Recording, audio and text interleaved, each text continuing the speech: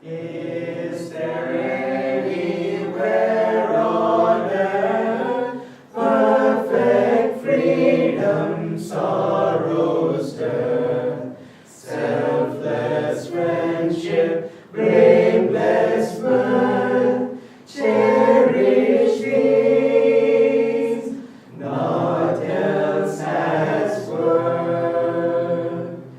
Is there anywhere on earth perfect freedom, sorrow's dearth, selfless friendship, blameless mirth, cherish these, naught else has worth.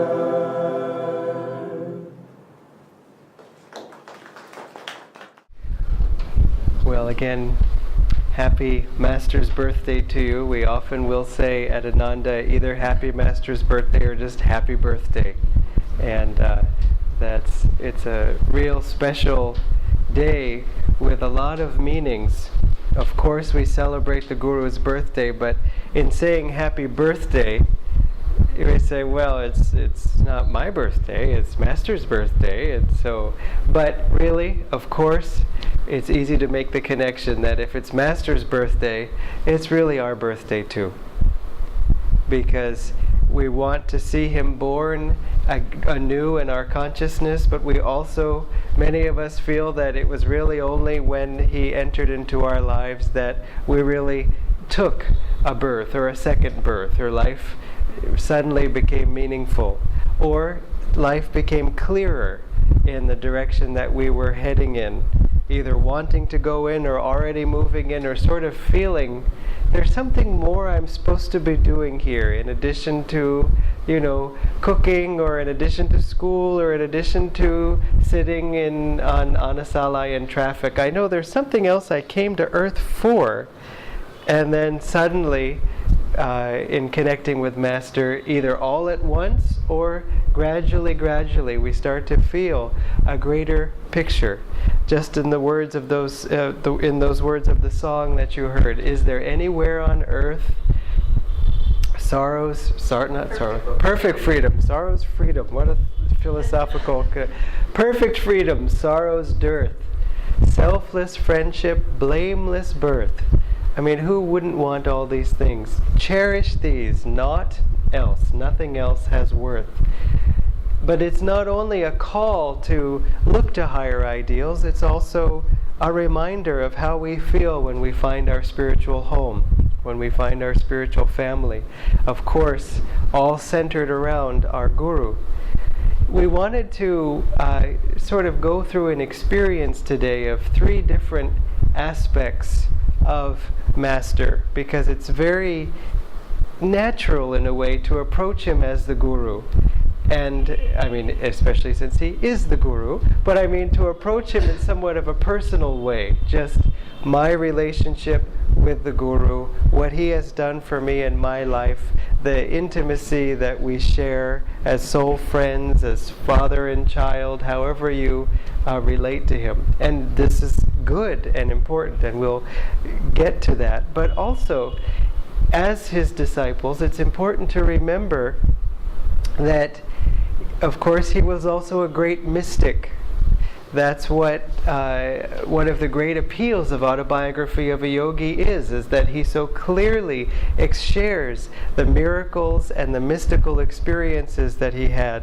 And something in us and in millions of readers says, I want that. And the pinnacle description of within the book is this Samadhi poem, which we just heard Swami Kriyananda reading out, set to that beautiful music. And so this is another aspect of Master, is as a free soul sharing with us a vision of our own destiny. And as Swamiji has said, nowhere really in mystical literature do you find the state of Samadhi, the experience of Samadhi, so clearly and beautifully put into words that somehow convey a hint of the feeling of it. when some saints have gone into samadhi, once their consciousness rose above the throat chakra, they would just become silent. And it's not a question of better or worse or anything like that, but just that it had to only be transmitted through vibration, that experience. But Master was able to write down these words. And as some of you know, but he said, "Do you know where I wrote that poem?" He said, "In the New York subway," which is like the Chennai Metro or maybe the Delhi Metro. And he said, "I just rode the train back and forth from end to end, writing the poem." He said, "No one asked me for my ticket." And then he paused and his eyes twinkled and he said, "In fact, no one even saw me." And so that's another aspect of his mission, that he was bringing, where was he writing this? In perhaps the most worldly of environments, because he wasn't calling us only to the mountaintop, the inner mountaintop, certainly, but outwardly he was showing us how to also live in the world for a very specific reason, because he was also coming as an avatar to bless the earth and to help it, along with this line of gurus, into a new age, a new transition. So even though we have a personal relationship with him as his disciples or students, the whole world has a relationship with him in the sense that he came to bring a particular divine message. So I'd like to now play for you a recording of a talk that he gave at the last convocation of disciples and students. Many hundreds or maybe thousands of people gathered. This was in 1951 in probably August, September, maybe something like that. And he, I'm sure, knew that this would be the last convocation he would be addressing. And so although he's speaking in a particular time and place, he's also speaking now in this place. And you can bet that, as he often said, I am sowing my thoughts in the ether. I am putting my words in the ether, and they shall not die. And so he was speaking to you. And so very few of us may have been actually in the body back in 1951, but even if not, we were scheduled and coming. And who knows, maybe if we weren't in the body, we attended from the astral world, just kind of watching, wow, okay, here I come. And so really feel that he's addressing this to you, but also that he's addressing his world mission. Because again, we are all a part of that too, not just a part of his close spiritual family. It's very powerful. You can feel Master sitting in the room or sitting in yourself saying those words. And it's important to remember this aspect of his mission, that he came to earth for a specific purpose. And he himself said, for the interpretation of the scriptures, primarily the Bible and the Bhagavad Gita, but also to bring Kriya Yoga. But even generally, we can ask, what sort of message did he bring? Each avatar that comes brings a new energy, a new message to balance out the direction that mankind has been going in. So when Buddha came and didn't speak of God at all, the reason why he didn't emphasize God is because in his days people were relying on the Vedas and what was called karma kand, where you do this ritual or ceremony to defeat your enemy, or you do this prayer to the gods to get wealth or a child, and so on. And Buddha was saying, listen, you have to put forth personal effort as well. It's not enough to just do a prayer and then expect God to do it for you. So to further emphasize that, he didn't even speak of God. So it was a correction, a course correction. But then, of course, going this way too much, so then the course is corrected, and then it goes this way too much, because that's just human nature, to the point where there was even a thought among many people, there is no God, it's all up to us.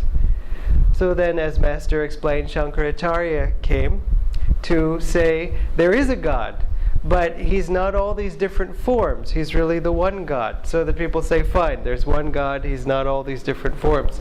But then you can take that to the extreme of saying, look, it's all a dream, so it doesn't matter. If I steal this, I've stolen some dream money from this dream person and put it in my dream pocket, and now I can buy all the vadas I want. It's just, no, it doesn't, nothing has any meaning. So then Ramanuja came and said, well, this, as the scholars like to call it, qualified non-dualism, which is to say that yes, it's all a dream, but as a dream it's real to us, and that we can have a relationship with God, that you can still think of I and thou. And then Chaitanya came and said, enough of all this philosophy. Harer Nam Kevalam, God's name only is what you need. But then you can take that too far and say, no, enough of this philosophy, let's not ever think. Let's just say God's name. So again, while I'm taking money for the vada, I can say God's name, and I can do anything I want as long as I say God's name. So then we have to ask, well, what did Master come to bring? And on one level you can say he came to bring love, and in fact his most advanced disciple called him a Prem avatar. And so certainly he did. But in a way, all the divine incarnations bring love. There isn't one that, doesn't come to bring love. It's all really love. You can also say that he came to bring bliss. And then Swamiji wrote an article called Paramahansa Yogananda Bliss Avatar, because he said the deepest thing I received from Master and saw in him was his spreading of bliss. And we already talked about the Samadhi poem, and you could hear the bliss in his voice. And certainly Kriya is a technique that helps to bring you to bliss. And still, of course, Satchidananda is a part of everything. So it's not necessarily unique. Swamiji said after meditating for years on this, Yogananda's contribution, which of course there are many, and it's not that you can pick one, but what was needed at this particular time was he realized was Master's emphasis on energy.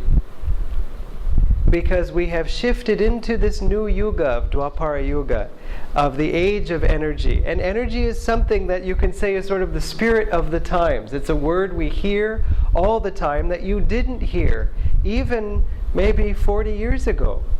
You can just say, my energy's low, and people go, oh, yeah, really? Okay, well, why don't you have some coffee? And if someone were to ask you, how can you explain my energy is low? Say, well, I feel tired. You can give feelings, but what does it mean, your energy? My energy is my energy. That's it. There's no way to explain it. And so if we say, well, I know it's really all just consciousness, let me just focus on consciousness. After all, that's a higher age, or magnetism. That comes in higher yugas. Let me just skip this one and go right to those. Well, it's a little bit abstract. Magnetism, consciousness, they're more concepts to us. Whereas energy is something somehow we can get a handle on, because it's the spirit of the times we live in. It's what's trying to happen right now, a greater awareness of energy. And to expand on this theme, please come to our Wednesday class. I tempted, but I can't go into the whole class series right now. But keep that in mind, that Master, as an avatar coming to bring to the earth a deeper understanding, experience, and the tools to work with our own energy. Again, not just for the disciples, but for everyone. Anyone can learn the energization exercises and receive great benefit from them.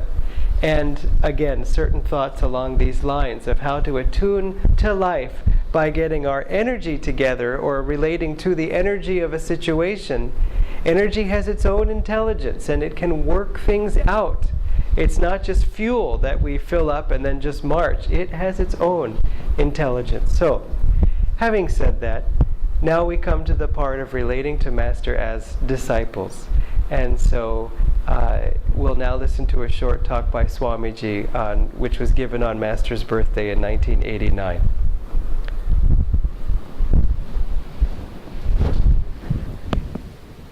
I remember the first year, because I was very intellectual and he was always telling me to change and develop more devotion, and I worked at it and chanted a lot, and within a year I felt a real transformation take place in me. I felt like another human being, another person. And then one time he said, "Look how I have changed Walter." And I heard that and I realized that's what had changed me, tuning into him. To be in tune with the Guru means, how do you know whether you're in tune? I said it this morning at the minister's retreat. There are two signs. One is that you have an inner joy, and the other is that you're immune to sorrow. It's very simple, isn't it? That when you feel in tune, nothing can touch you. He said, "You all will have many troubles after I'm gone, but if you get more in tune, nothing will be able to touch you." And that's what it's like. The more when you have trials, difficulties, try to tune into that spirit. You will find nothing can touch you if you are in his joy. Master was the infinite light. He was also a human being. But that human part was only to help draw you. That was the alloy. And the real gold was that consciousness within. Sri Yukteswar just didn't even bother to radiate outwardly. I said to Master one time, "What love I see in Sri Yukteswar's eyes." Master said there was no love in those eyes.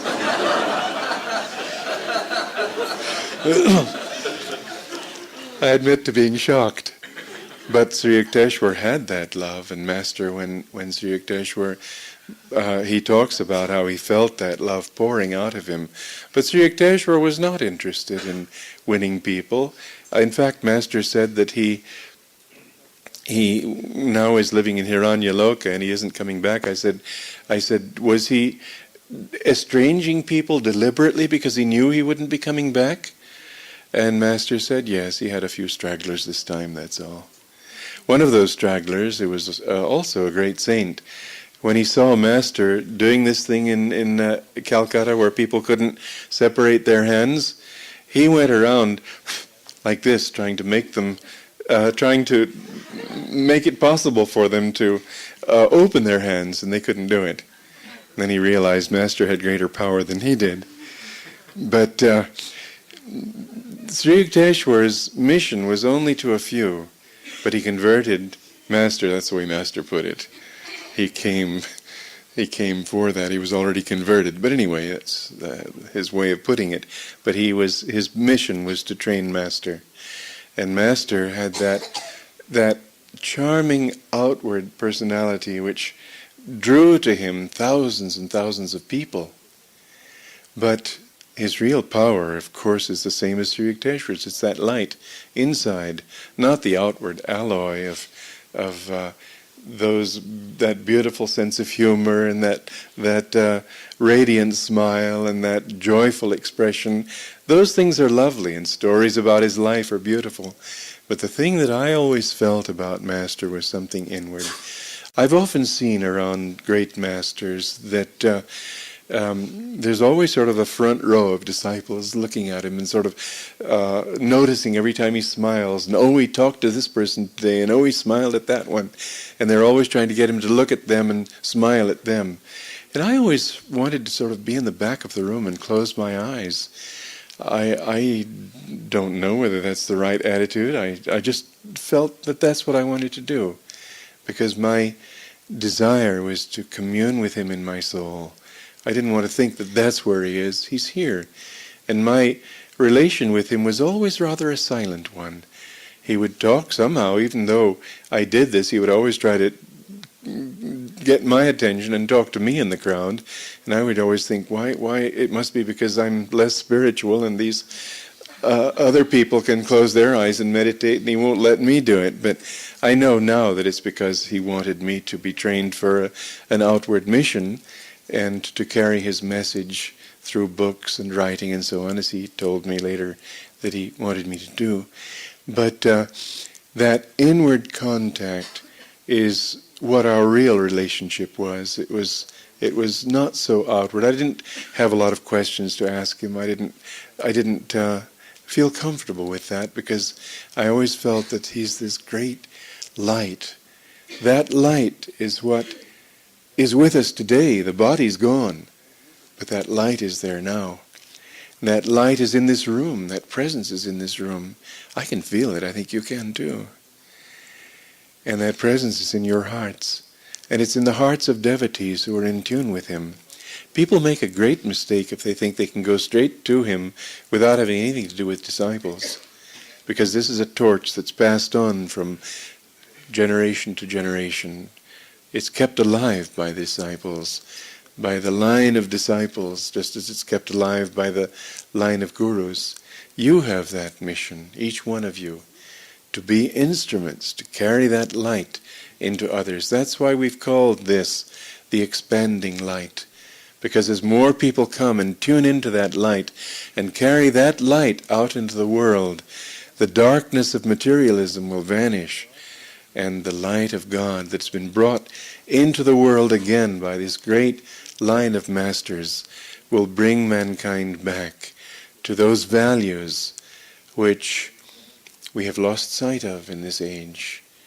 As the Bhagavad Gita says, whenever darkness increases and virtue declines, I incarnate in this world as an avatar to punish wickedness and to bring virtue once again to the fore. This is our mission. This is why we have been brought to this path. This is why this great avatar came to the West, to bring a power that I don't think was ever brought here before. A power, what a great blessing it is for us to be able to serve that light and to do our humble little best to awaken that light in others. If we want to be disciples, then that is how we can find God. Master was talking about being in tune with the Guru, and ultimately it's kind of hard to define what being in tune is, because we can tune in to the Guru through many methods, but does that mean we're in tune? And as Swamiji said, we can tell we're perfectly in tune when there isn't any sorrow inside of us. So we know that if we feel any sorrow happening or negativity, then it's time to get in tune with the Guru and tune into the Guru. And so we know through the many classes we've had and everything how to do that, looking at pictures, listening to tapes. We want our consciousness to be permeated with Master's consciousness and with Swamiji's consciousness. And when our thoughts are no longer our own and we realize this, then we're really, really in tune at that time. So the other beautiful thing that Master brought us in his energy theme of life is simplicity of this path, and how we get to learn that all it takes is to make a new choice about having the energy come up the spine versus allowing it to go down the spine. And it's so simple. It's not easy, but it's simple.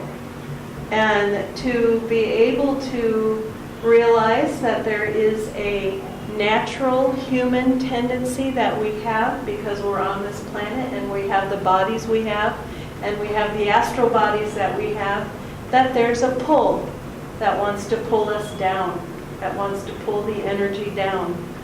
And the very simple explanation is our job is to pull the energy up. And we know that when there's a frown or when there's a negative thought, all it is the energy going down. And when we're feeling happy and joyous and in tune, all it is the energy is going up. So each moment of the day, we can make a choice whether to allow the energy to continue to be going down, or if we're going to do something to change it to go up. It's simple.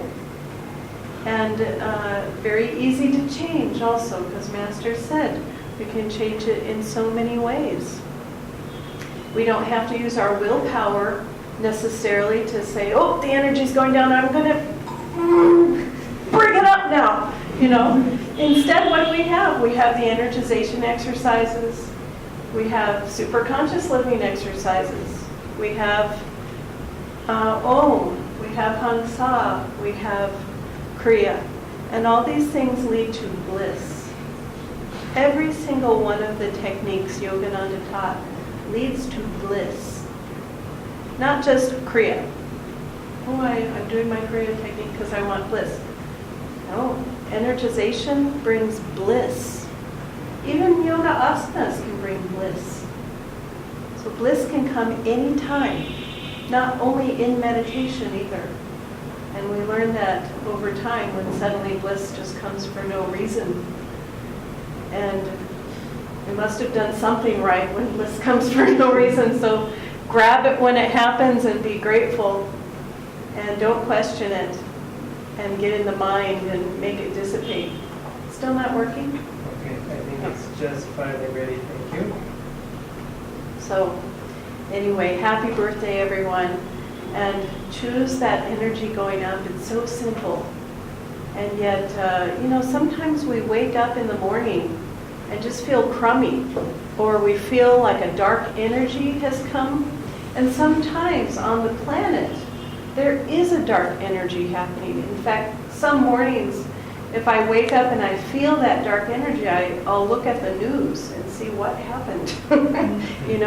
Did some bomb go off somewhere, or did the economy just tank, or did something happen that makes the energy feel this way? And we personalize that energy and we think something's wrong with us because we feel the negativity coming down.